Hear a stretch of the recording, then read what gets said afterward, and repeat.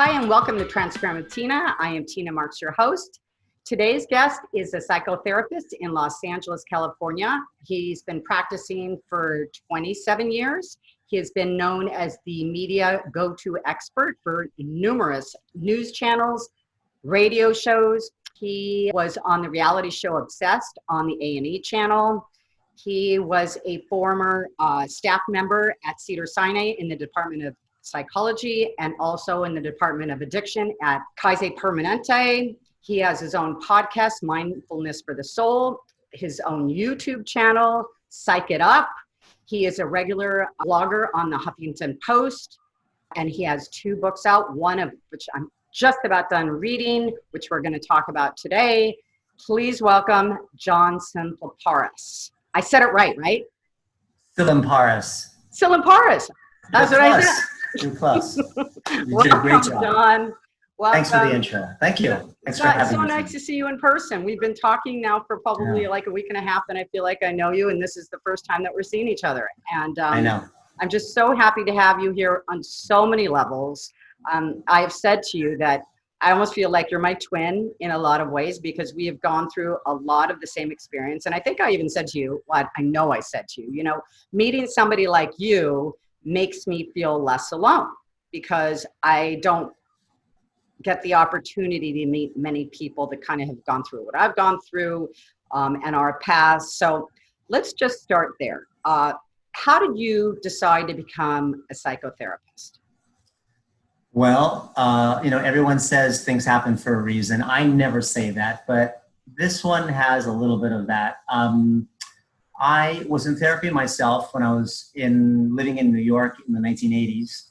I grew up in New York. When I came back from college, I was in New York from 1983 until I moved to Los Angeles. And I had been struggling with my own anxiety issues with my father, issues with a lot of other things. And so eventually I decided to go see a therapist with a lot of resistance because nobody in my family had ever been to therapy. My parents were both immigrants. And to them, the word depression was like an import to them. It didn't make sense to them. They didn't understand that.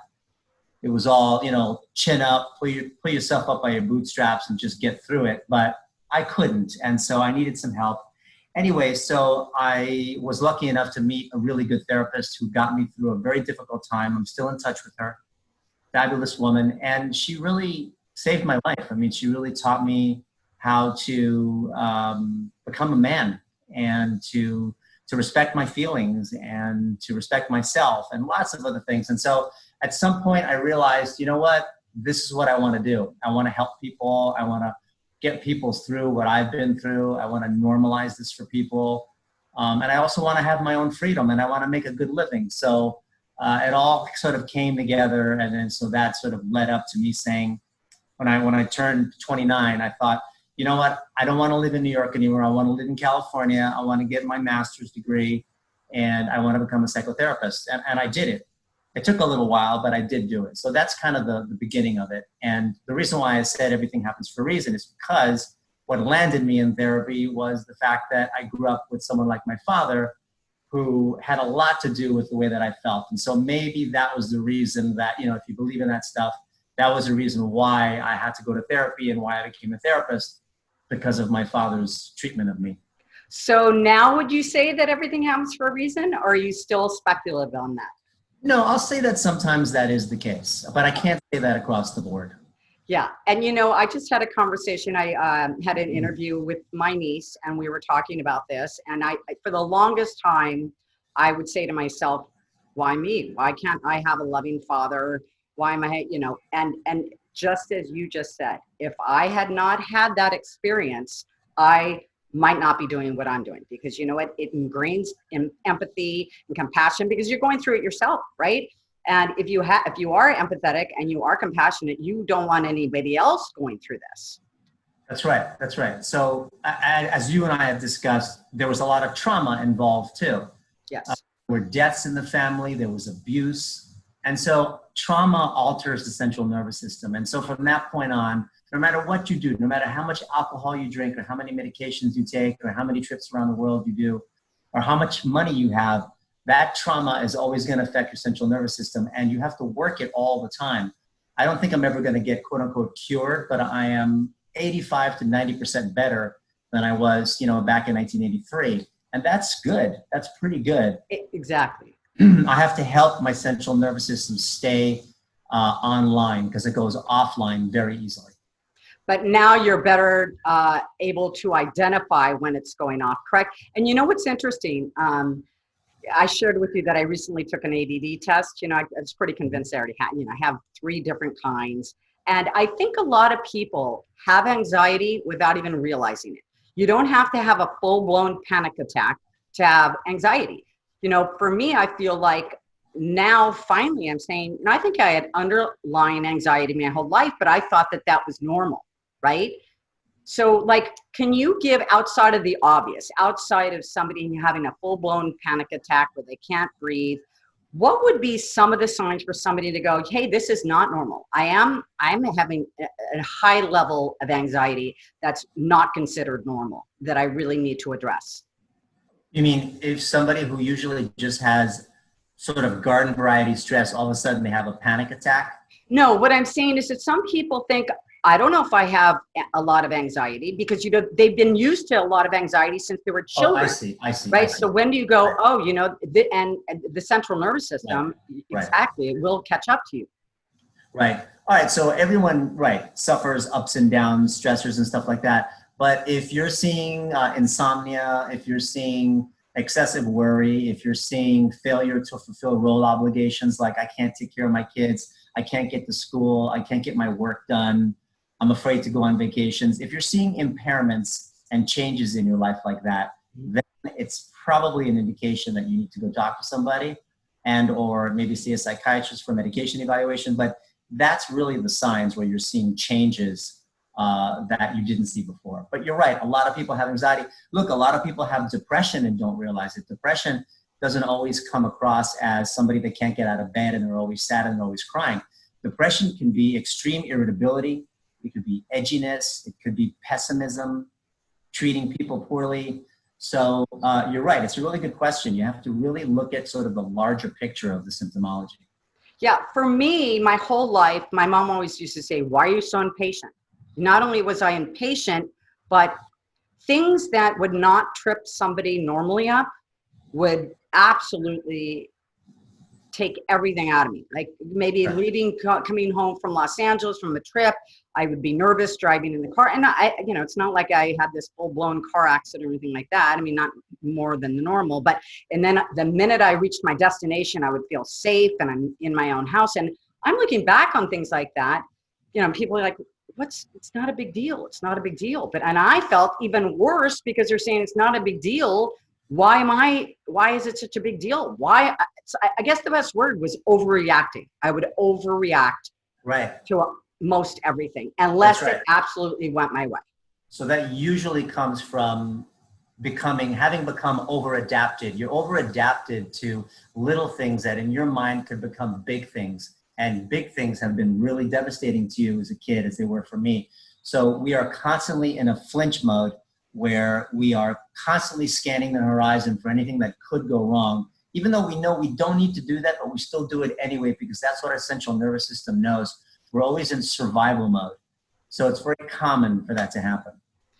And it's something that I read in your book today, that you're talking about absolutes. Instead of the gray, it's, if I don't do that, it's the worst case scenario. And you actually did a post on your Instagram today by Carl Jung that said, do you remember what it was? I've got it written down. Oh, those who look outside dream, those who look inside awaken. But that's not what I wanted to bring up. There was something else that I wanted to bring up. Carl Jung quote from today? But I think that was the quote from today, but I just got sidetracked because that's not where I was going with this, but just talking about absolute. So why don't we talk about that? The black and the words. Right. You talk a lot about in your book about words that can really be self-limiting and defeating for us. So people who suffer from chronic anxiety, and again, as we're discussing, it's in varying degrees. There's a lot of high functioning people out there that have chronic anxiety, but for whatever reason, they are wired differently and they respond to it differently. And there's other people that don't leave their homes because of anxiety. Right. But one of the ways that we see people that have chronic anxiety in terms of their behavior is language that they use. And they tend to think in absolute terms.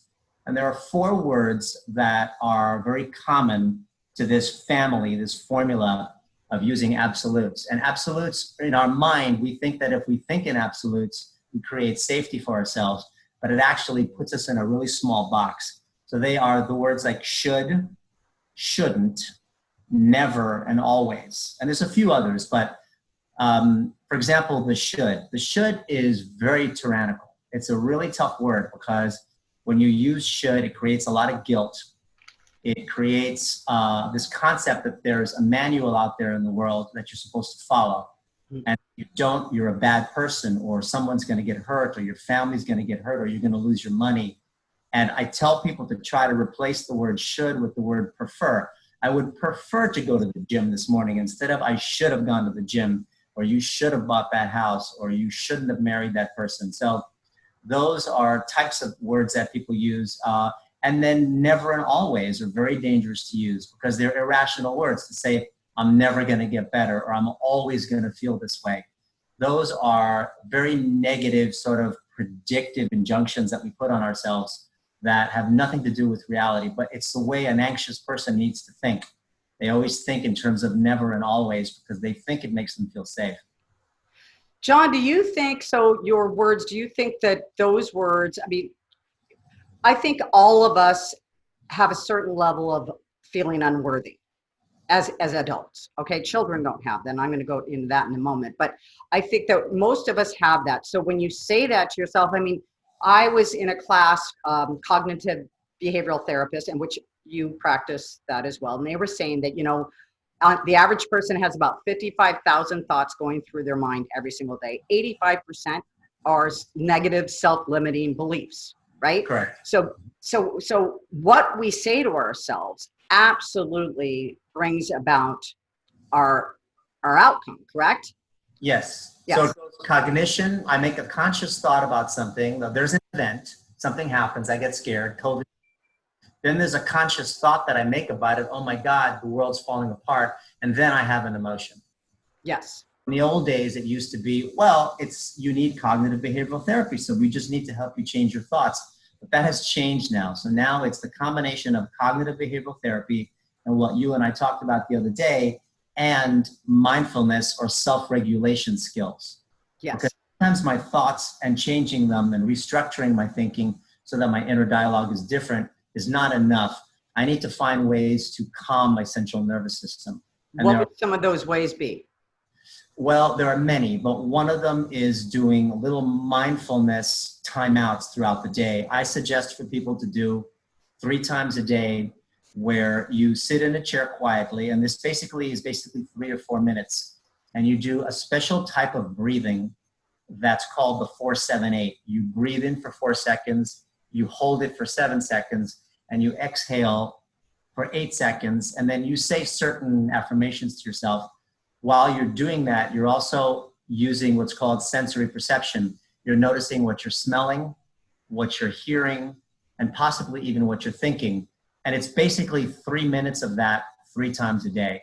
And that, the research is very good on that it's like taking a little tiny nap. That brings your central nervous system down because you're checking in with yourself and you're slowing everything down. How is that different from meditation? They're like close cousins. Meditation is different because meditation is harder to do. And if you're anxious, it's very difficult to keep your mind focused on breathing. Meditation is big on focus on your body, focus on your body. This is different. This is shorter, and it's just quick sensory perception to get your parasympathetic nervous system, the one that calms you down, and get it back online. Meditation is too challenging for people with anxiety disorders. It takes because they can't calm the mind enough. And they get frustrated and then they give up. And then they beat themselves up probably more and cause more anxiety. Right. So right? I just gave you a thumbnail of a thumbnail. There's many other exercises that you can listen to on Mindfulness for the Soul, my podcast, on how to bring down the central nervous system. There are things you can do with your hands. There's a tapping technique that you can use. We were talking about that. Yes. It's really all about self-regulation now. Mm-hmm. It's really about finding ways to calm the the central nervous system, because that's really what's happening. Your mind is racing, but sometimes your body can't catch up to your mind, and you have to help your body do that. Do you think nowadays, or for a long time now, that, there's too many doctors just prescribe an anti-anxiety medication or, medication for depression? How do you feel about that? I'm a big believer in medication because I took medication when I started therapy. And then when I got a divorce, I took medication. When both my parents died in 2004, 13 days apart, I needed medication to get myself through the day. So I'm a big believer in it, but I believe it in conjunction with therapy. So if you just do the medication, you're not going to get the help that you need in terms of behavioral. So look at medication as smoothing out the rough edges of a table. Okay, so the sharp edges of a table, I'm touching a table now, medication will smooth that out like a piece of sandpaper, but it doesn't make the problem go away. So they have to work together, not alone and on its own. Now, a lot of people are very anti-medication and they just want to do the therapy, which I help them with. But the people that are severely symptomatic, I strongly encourage them to consider medication because you need to be able to function. You cannot be dysfunctional for 6 months to a year and hoping for things to get better. So they have to work together. Right. So when you say smoothing out the edges, it allows you to be more open to therapy and get to the root of the problem, correct? Yeah. Exactly. So you don't wake up in the morning so depressed and that getting up and getting to the shower or to the kitchen is so difficult. It still might be difficult, but it gives you a little more energy. You don't obsess about a negative thought as much. I kind of say it to them, it's like a passing cloud. Here's the cloud on the right side of your horizon. When you're on medication, you're watching that thought and you're thinking about it, but then it passes. When you're not on medication, that cloud does not move and you are stuck there and you're sedentary and you could get worse and your world gets smaller and smaller. Do you think depression and anxiety and, well, let's leave OCD because I don't want to go there today, but do you think depression and anxiety are learned behaviors? Is it in our DNA? Is it environmental from our children? Good question. So no one's sure yet, but what they do know is that everyone's brain is wired differently. So it's a combination of being born with a particular wiring and then also what happens to you in your environment. Look, I grew up, as I said, with a difficult father and there was trauma in the house. But if you met my younger brother, who's 6 years younger than me, he's completely different than me. Same. Coolest guy. Yeah. Now, I don't know. He may have all kinds of issues underneath on there. I don't know. But he is not wired like I am. He is not edgy. He's not anxious like me. He doesn't worry about a lot of things. So we came from the same litter, and yet we're different. So I think genetically he's different. So the metaphor is, and it's a weird metaphor because it uses a gun, but I like it. It's genetics loads the gun, and then the environment, what happens to you, pulls the trigger. You know, people that don't have severe depression and anxiety and only get anxious and depressed situationally, you know, if somebody dies or there's a pandemic going on, but people that have it ongoingly have some kind of dysfunction in the brain, and that's why medication is used to restabilize that dysfunction and have the serotonin firing correctly in your brain. But is my understanding from, because I've never been on antidepressant, but my understanding is not supposed to be used continually over years and years and years. Like you said, is to get the serotonin going again, but is it supposed to be ongoing? Many schools have thought about that. I have patients that have been on medications for 20 plus years, on and off or regularly. There are some people that have such a pervasive mental illness that they have to be on medication, and that medication keeps them alive, keeps them going to work. So different schools of thought around that. If I needed to take medication the rest of my life and it helped me to function, I would have no qualms about it because I don't have any stigma around it.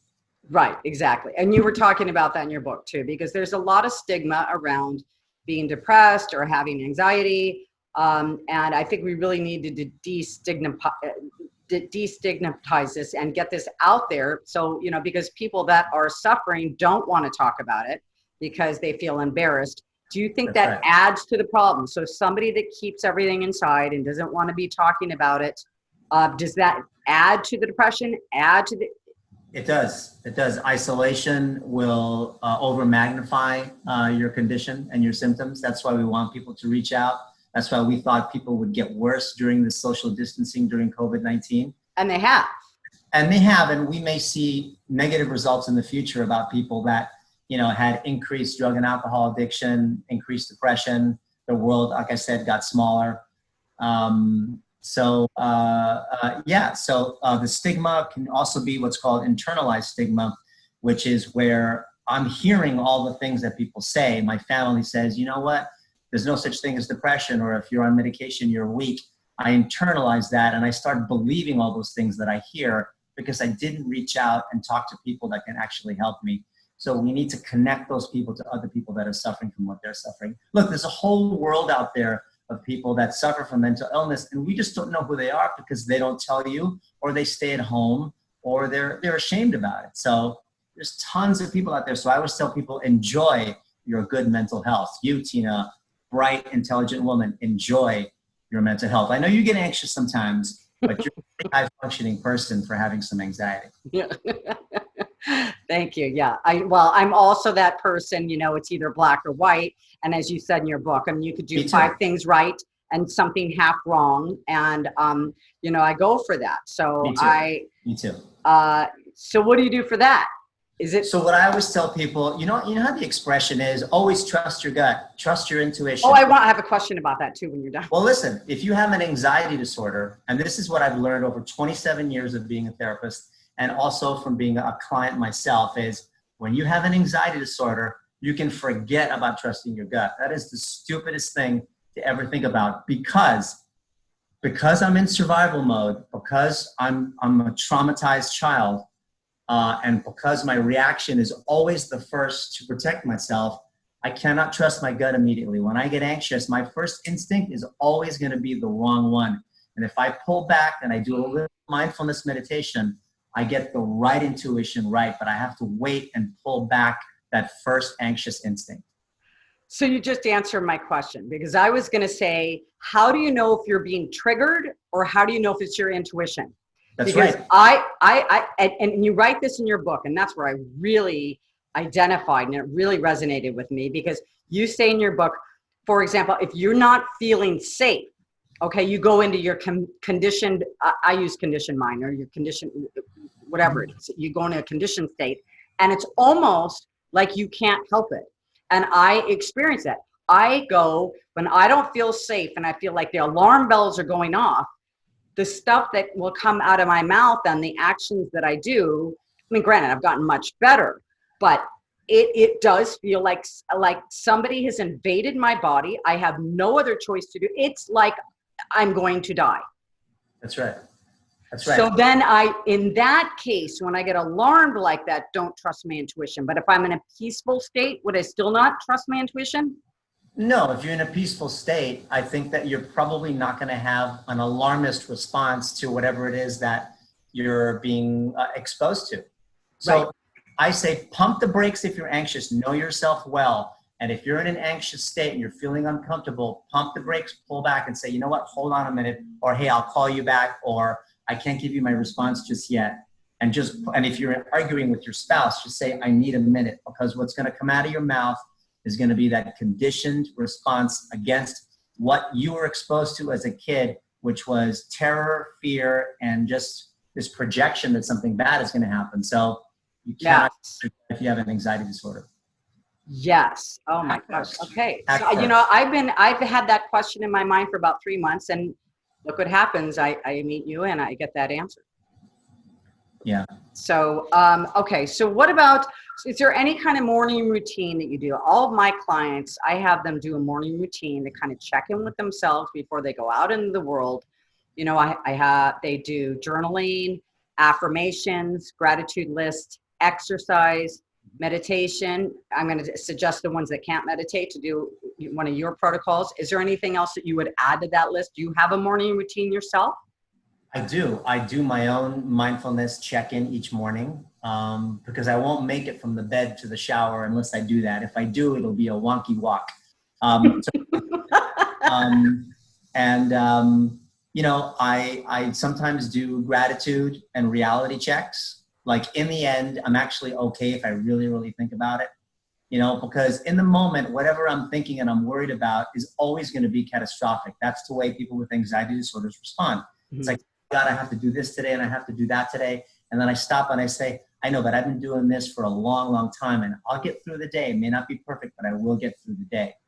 It's kind of like the metaphor of the freeway. I always tell people this. So we live in Los Angeles, and these days the freeways are pretty clear, but a good metaphor is if I have to get on the freeway and go somewhere, I tell myself, John, no matter what the condition of the freeway is, whether it's jammed, congested, or it's moving freely, I'm telling myself right now, I'm going to have a good ride.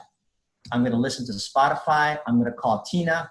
I'm going to call I'm going to sit in my leather, and that's it. And I'm just going to have a good ride, even without checking my Waze or my Google Maps to see the freeway. Right. So that's the way you got to do life. You wake up every morning and you say, you know what, whatever the day is going to bring, I'm going to get through it. And I use my exercises to calm down my central nervous system, and I start my day that way. You make up your mind.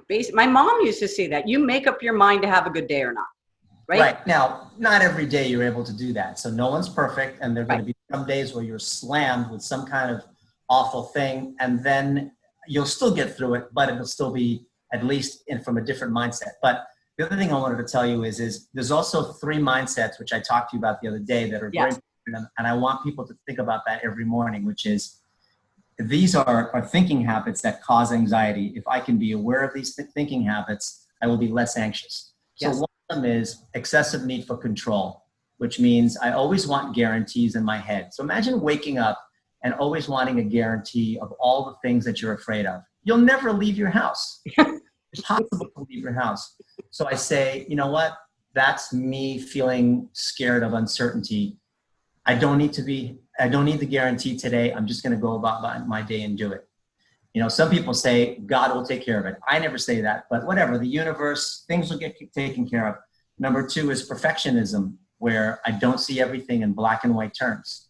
It's like I have to have a perfect day for me to feel good. People with black and white thinking, they have a good day, and then at 7 o'clock in the evening, they burnt their dinner, and all of a sudden, I just had the worst day of my life. You know, so it's paying attention to that. And then the third one is what I call reliance on others for approval, or people pleasing. You walk around feeling like you have to say yes when you really mean no, and you don't want to disappoint anybody, and you want everybody to like me. So if you put those 3 together, you have a perfect storm for anxiety. Or you put those 3 together and you're aware of that. You play your own detective throughout the day. And then I say, whenever you feel anxious again, stop and ask yourself, was this controlling thinking, perfectionistic thinking, or people-pleasing thinking? It will always be one of those 3. Remember before I talked about how you can never talk about absolutes? Yes. This one's an absolute. This one's, yes. 3. And also the wordplay too, John, because what I have found, I used to say, what do I have to do today? And when I wake up and say, what do I get to do today? I immediately feel my energy shift. I feel like my mind relax. It's like, you know what? We're here another day. I get to do this. You know what I'm saying? And there was a podcast I was listening to the other day, and, you know, just menial tasks, you know, I think we're always looking for those special days or special moments, whether it's a vacation or this or that. Well, guess what? Most of our days are strung together by normal everyday experiences. So if we're not really taking advantage of that and like setting our mind up, I mean, I know this is going to sound crazy, but I've actually used this and it works. Like I don't like doing chores and housework and stuff like that. I normally don't have to, but when I do, to get through it, I used to just go, just get through it. And I'd be just like almost angry. And I turn on music. I make it fun. You know, I turn on music. I'm dancing a little bit while I'm doing it. And it's like taking the situation instead, because we're not then engaging in life. We're just kind of getting through it. We're not thriving, you know, and I think that we need to look at that. And, you know, there are certain people that are, you know, I'm grateful every single day. And especially with this pandemic going on, you know, I want to touch on that for a minute too, but everybody has something to be grateful for. I don't care who you are, you have something to be grateful for. If you're on this planet, you have something to be grateful for. So right. And no one's a failure. Everyone's got something that they achieved at or something that they are proud of. They just have to cultivate it. What I also use is quotes. I use a lot of affirmations, and when they do their breathing exercises in the morning, I have them say what they want, but I give them suggestions. One is, don't believe everything you think, because just because you think something doesn't mean that it's true. Yeah. So the same way that feelings aren't facts, thoughts are not facts either. Mm-hmm. The one is, this is discomfort, not danger. I read that on your Big difference. It's so true. It's so but if you, for somebody I tell it my might patients, feel dangerous. And I say, what's wrong with feeling uncomfortable for an hour? Feel uncomfortable. Be careful what you do with that. Another one is, it's okay for me to let go of control today. It's okay for me to let go of a little bit of control. It's okay. I'm allowed to do that.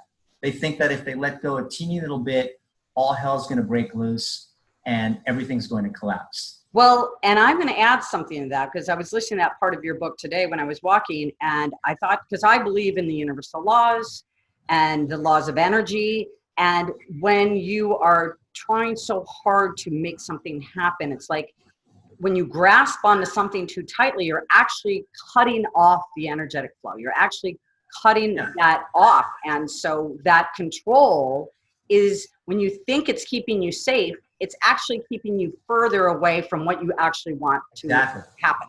Well said. So what I tell people is, whatever you're anxious about is the context. What's really making you anxious is not so much COVID right now. I mean, yes, it sucks that we can't go out, and that if you're not careful, you could catch a disease and die. That's all true. But the way that I relate to COVID is going to be the key. So again, it's not the context, it's the way I relate to it. If I relate to it in a controlling way, meaning I'm intolerant of any uncertainty, I will literally not ever be able to leave my house. So I have to relate to it in, again, that balanced, more gray area way. And that involves so many different things. So getting back to what you originally asked me about, am I better? Am I, how have I done since I started therapy a long time ago? I think I've done great, but like everybody else, I have to work it each day. It's not magical. I don't wake up and I'm totally happy to be alive. I say that to my clients every day I wake up. I'm just transparent. I am not that person that's like Cinderella, where the birds are being in my bathroom and singing. I have to do this to get in the right. Some days are better than others, but on the whole, I don't know if that's ever going to go away. And, and for years I beat myself up. And what I found really helpful, John, is for me, when I come across a situation now that would normally really jack me up, I stop and I give myself a lot of praise. I'm like, man, you would have reacted much different 6 months ago, or you would have reacted so much different 3 years ago. And I don't think we often enough take that time and give ourselves the love and the praise of all the hard work that we have done. Yes. It's not about getting to a certain point. It's because, was it you? I don't, I say this to my clients all the time. I've heard it somewhere, but there's that dash in between when you're born and when you die. And that's all of life.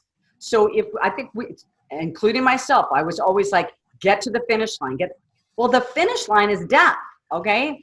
So if all the in between is going to be filled with dreading to do this and dreading to do that, because like I said, everyday tasks they can be dreadful, and you're just getting to the weekend, or you're just getting to the end of the night where you can put on a show and then go to bed and start it all over again.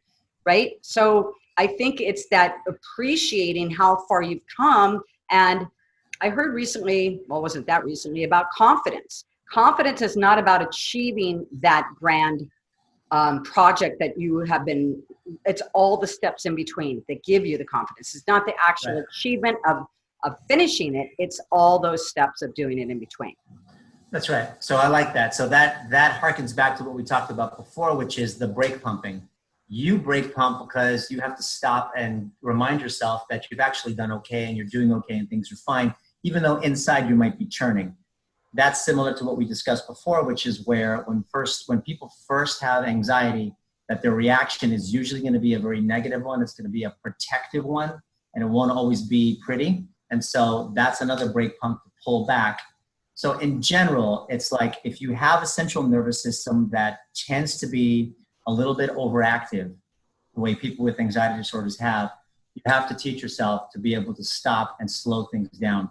The mindfulness slows it down. CBT slows it down. And it's called what you and I were talking about the other day. I call it process orientation.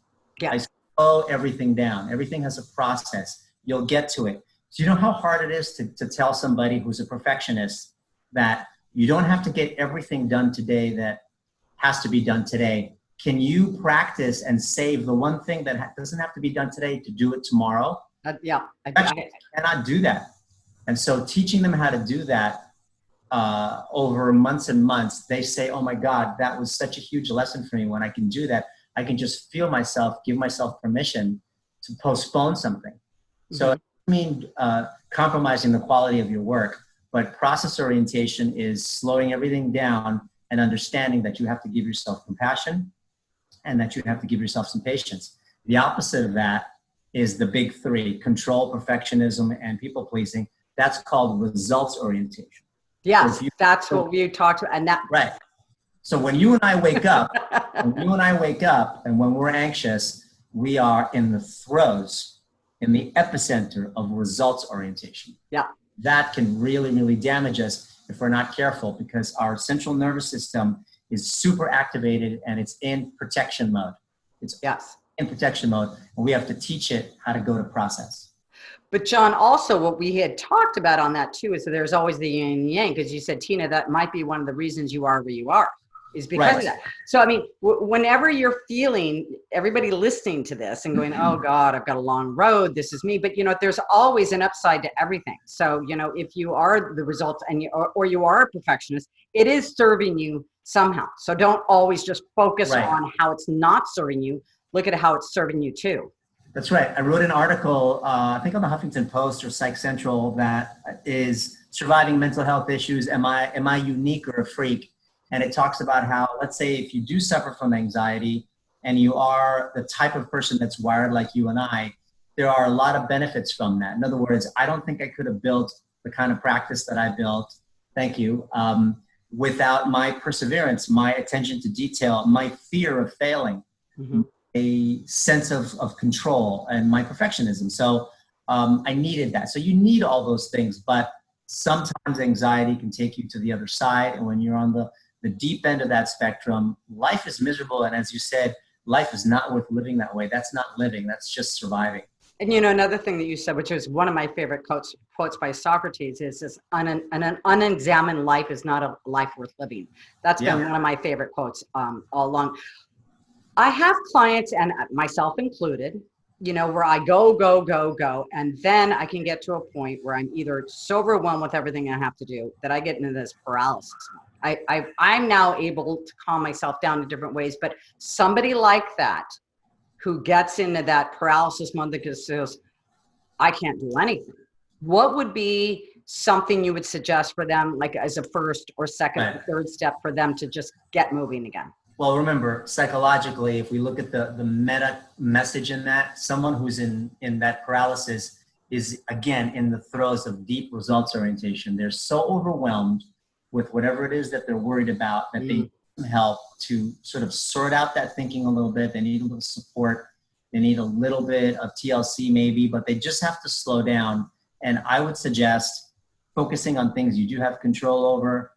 If you want to talk about COVID-19, limiting your exposure to the media, we're talking about trying to maintain. I just want to make sure everybody heard that, because I don't watch the news. You know, I heard, what was it, Tim Ferriss? I listen to so many people, but he was saying, I never listen to the news. And he says, if there's something worth hearing, I will hear about it. Because for me, especially during this time, I do not think it's a wise thing to do. I think you can check in once a week. I think that's plenty. But people that wake up to the news and are listening to it all day long, I don't think there's an upside. Do you? No, I say stay up to date, but don't saturate. Meaning, I like that.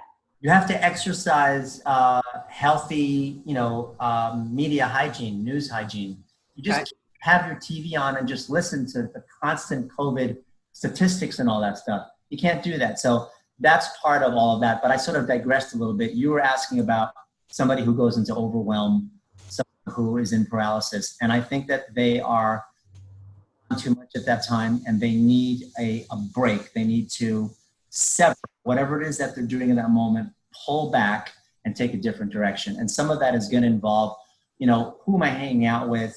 what am I doing with my days? Am I taking some me time? Am I using some mindfulness and meditation? Am I doing fun things for myself? People forget to do all those things, and then the anxiety mounts. Absolutely. And I write that in my first book. I say practicing opposites. So I had a client today, for example, that was like, I don't want to meditate. I don't want to do that. And I said, what I have found? The more that I have resistance to doing it, shows me I need it the most. When I don't want to journal, that's when all the shit comes out. It really does. And it's actually the most cathartic and therapeutic for me. So just remember that. And it's just that first step, because it's only that first step, John, because don't you find that? Because the second step's easier. I mean, and they're little ones, they're not big ones, So if you are in that paralysis mode, just taking that first step will get you to the next one. And before you know it, your day will unfold differently. Action has to precede motivation. And I always say, move a muscle, change a thought. Ooh, I love that. You have to move. And so it might just be a couple of mornings where that happens. But after you do it on a regular basis, where it is law in your head that you're going to get up and you're going to journal or do whatever it is that you're going to do, after a while, it just becomes much easier. Right. Because your body has much more motion going. You need motion and movement. Absolutely. I don't want to go too far into this, but how important is what you eat and exercise in regards to depression, anxiety? Well, as we know, it's very important. A lot of people believe that it's all about what you put in your body, what you eat and stuff like that. So for me, I have to be careful with what I eat. I can't eat too much sugar because it revs me up. I have to stay away from caffeine. I love coffee, but I haven't had a cup of coffee in maybe 20 years. That involves sodas, Coca-Cola, Squirt, all those things that have. Soda, by the way, is like putting plastic. I mean, that's probably the worst thing you put in your body is soda. True. Yeah. So, and then making sure that you eat plenty of proteins and you're not just, loading up on carbs, although you do need carbs. So again, balanced diet, everybody knows that. But yeah, what you take in, also drugs and alcohol, if you're taking medication and you're also using recreational alcohol, if you compromising do both, that can be lethal. Yeah, and you're compromising the efficacy of your medication. Right, exactly, because it can dull it, correct? Correct. Yeah. But the main thing is if you eat balanced meals and you're sleeping well, these days you must get outside. You must let the light touch your body. You need to let your eyes perceive light. When your eyes perceive a lot of light, it secretes chemicals in your brain that give you energy. When your eyes perceive darkness, it secretes chemicals that gets you ready for sleep, like melatonin. Oh, that's so interesting, because when it's getting like in a rain year, I just want to go in my bed and get under the covers and like binge watch. Right. So true. Okay. So that makes a lot of sense. So being outside, not necessarily directly in the sun, you can be in the shade. That helps depression. And it's going to help your sleep because it's going to keep your circadian rhythm on clock. And I had Dr. Gundry on last week, and he was talking about, I said 3 supplements, whatever, that you would absolutely have everybody take. The first one he said was, and it's not the first time I heard it, is vitamin D. Which you get from being in the sun, yeah. Which you'd get from being in the sun. And I've heard, I'm not going to go into that, but I've heard arguments that taking a supplement and actually being in the sun are not the same things, that you actually need to be in the sun. Not to say that you wouldn't wear sunscreen, but it's just, you need that. Okay. Let's see. One other thing I wanted to tell you is remember the combination of the cognitive behavioral therapy, which is again, restructuring your thinking, and the mindfulness work extremely well together because you need both. In other words, you have the rational mind that's always thinking irrationally when you're scared. And then you have your central nervous system being activated by those negative thoughts. And so you could do all you can with the CBT, but your body is still super anxious. So self-regulation skills is something they're teaching kids in schools. They have more classes on self-regulation now. It's kind of a new thing. It's teaching you to develop a new relationship with discomfort and pain. That sounds crazy to people. John, this has been one of my passions. Yeah. I'm so passionate about this. Our school system, I believe, is just so outdated. It has not evolved. Right. The curriculum is how is this helping our kids? You know, I That's mean, right. they don't learn how to live. You know, it's like it'd Right. be much better to equip them with tools that they can use going Mhm. forward in their life. Okay. So everybody, you know, if you need science or you need math or whatever it is that you need to go on to college and become graduates or this and that. But I think the basic skill is learning how Right. to And be with yourself, to it's be not with massive. yourself. It's not masochism or sadism at all. It's taking 3 to 5 minutes of the moment where I feel the distress and doing those exercises that I talked about. Yeah. Because when you do that in those 3 minutes or 5 minutes or 20 minutes, you build distress tolerance skills. And as you know, if you haven't started doing that, since it's not a habit you accumulated when you were a child, it's like, Mhm. you know, I mean, I coach, and it's like when with my clients, it's like peeling the layer back, you know, after 50 years, as opposed to that already being ingrained. And there's always going to be challenges going on through our life, Exactly.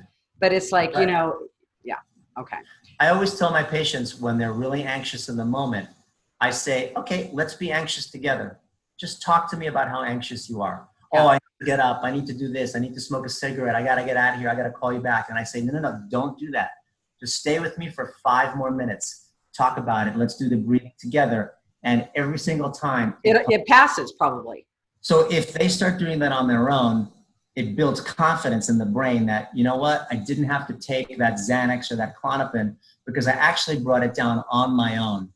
That's Right, the hardest right, thing to do because right. everybody reaches for something. Because I think that's how we stay stuck, is if we feel like, gosh, I know I need to do this. I know I need to move forward. And then every day it's like you make a promise to yourself that I'm not going to do it that way. And you do. That's almost worse than not promising yourself. I mean, I found that a lot in my life. It's like if I didn't promise myself something, I was okay. But if I promised myself and I failed, I got further down in the ditch. Well said. Exactly. That's exactly right.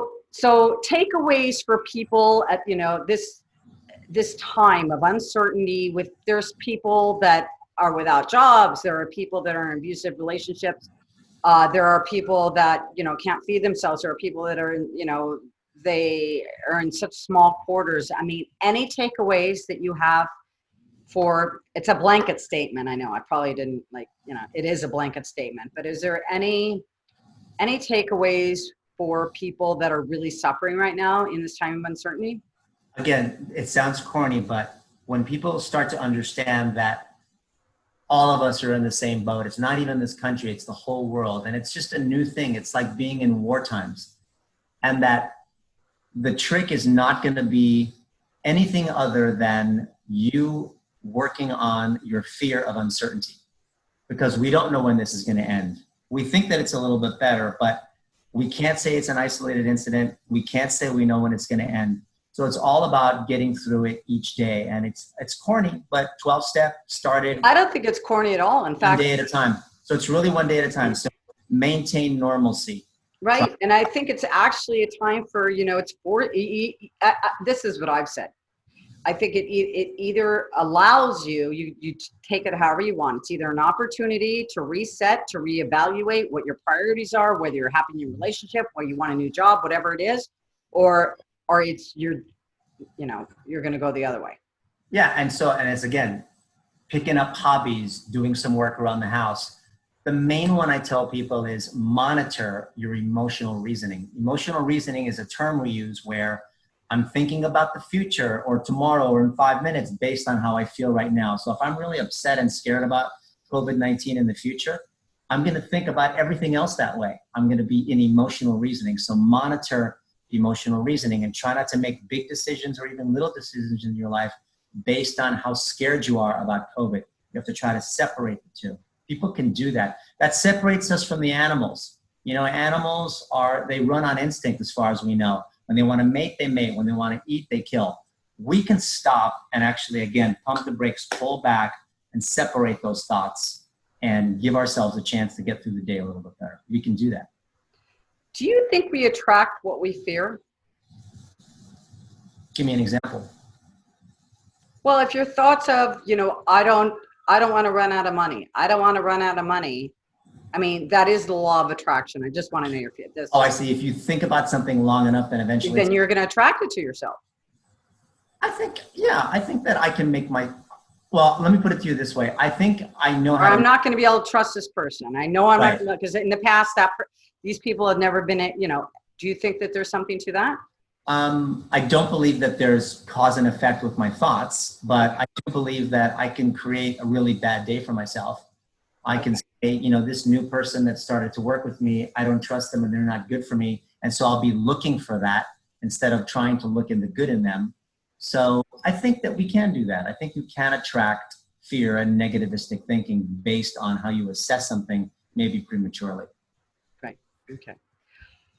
Well, it's been a pleasure having you on, and you're doing your patients now through Zoom. Unfortunately, it's all Zoom or telephone content.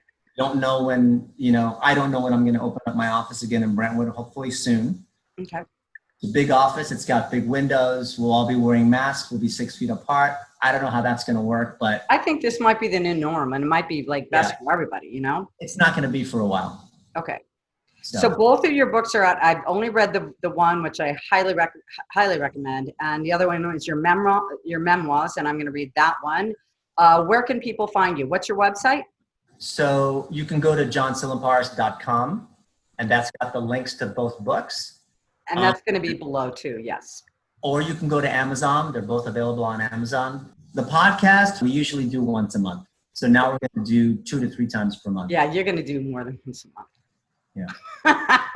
I know with your That's me going, you're going to do more than one a month.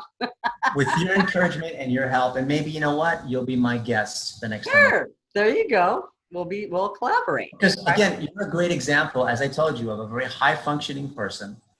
Thank you. It's gone through a lot. Like I never met a strong person with an easy past. You've been through a lot. Very true. And look at all the stuff that you've done in your life. It's quite remarkable. You know what you're like?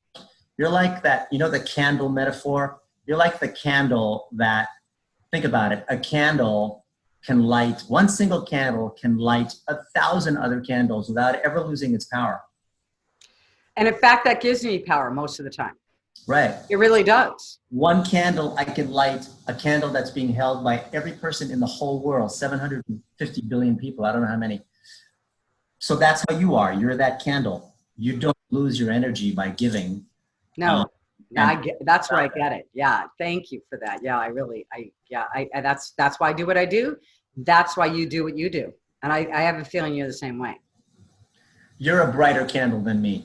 I'll say that. I don't think so, John. Yeah. But I'm going to meet you in person. So anyway, thank you so much for being on the show. And then also Psych It Up. That's on your YouTube channel, which is it called Psych It Up, or is it under your name? Three words, Psych It Up. And it's got a lot of videos on there. It's got mindfulness. I was watching them today. It's got CBT videos. It's got some political videos. So, put those aside for now. I watched them. The mindfulness one has a brand new one out right now, which is talking about mental health stigma. And it really looks at mental health stigma in the Black and Latinx Hispanic community, which is much worse than the stigma in the white community. It's very interesting. Very interesting. You too. You touch on like so many different subjects. That's one of the reasons that I'm very impressed by you. Just one, but yes. Thank you. The one we did before that was my favorite. It was the psychological reasons for racism. Yes, I saw that one. I haven't watched that yet. Yeah, it's not. Yes, it is a video too. It's a video and a podcast. Yeah, I saw the video. I saw the title. Yeah. That's a good one. Yeah. Okay. Anyway, thank you. Thanks for having me. Thank you. So thank you for joining us this time. If you've not subscribed to my YouTube channel, it's Tina Marks TV. My podcast is Transparent with Tina. Hopefully you will join me there. And if any of you would like to be on it as a guest, just let me know. And I appreciate all comments. Okay, that's how we grow, and that's how I can do a better show for you, which is the reason I'm here. Take care, and I'll see you next time.